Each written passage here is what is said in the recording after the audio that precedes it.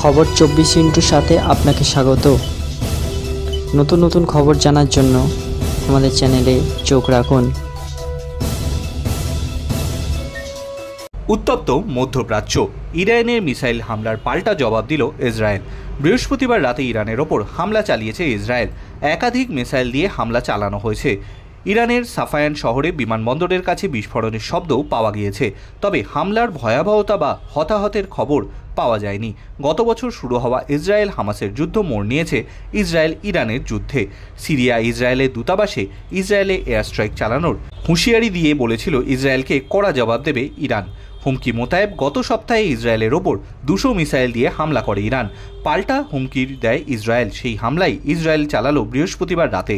সূত্রের খবর, ইরানের ইসাফাহান শহরের কাছে বিস্ফোরণের শব্দ পাওয়া গিয়েছে। ইসরায়েল ইরানের এই শহরকেই নিশানা বানিয়েছে বলে খবর। এই হামলার পর ইরানের এয়ার স্পেস দিয়ে যাওয়া একাধিক বিমানের রুট ঘুরিয়ে দেওয়া হয়েছে। ইরাক এবং সিরিয়াতেও বিস্ফোরণের শব্দ পাওয়া গিয়েছে। Bureau report.